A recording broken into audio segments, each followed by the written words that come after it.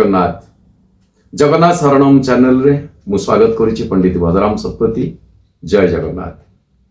दर्शक बंधु आसंतु जानी नवा आजिर संक्षिप्त पंचिका। आज 7/5/2026 गुरुवार रौद्र संवत्सर प्रवेश शरण आरंभ।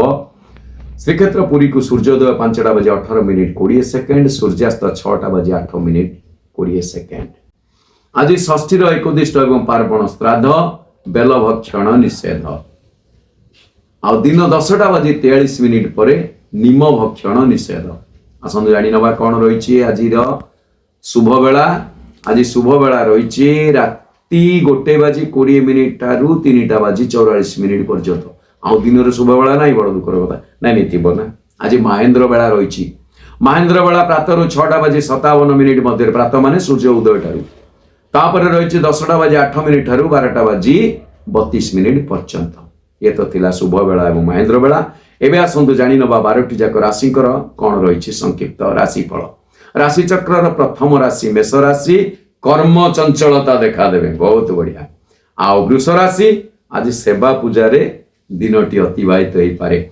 मिथुन राशि ओहो चाहूथिबा सुख मिली न पारे चिंता करंतु नाही। आज सुख नाही माने काली निश्चित आसीबो। कर्कट राशि दुस्साहसर कार्य करि पारंती बा सम्मुखीन होई पारंती बा कोनसी दुस्साहसिक कार्य करबाक पदक्षेप नै पारंती किंतु सावधान।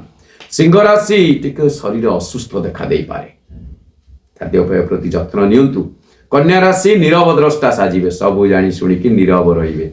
तुला राशि आज वाद विवाद रे छंदी पारंती। बिछा राशि कर्तव्य निष्ठा देखा देबे। आ धनु राशि आशावादी रहिबे। मकर राशि व्यक्ति विशेष मानकर श्री चंद्र।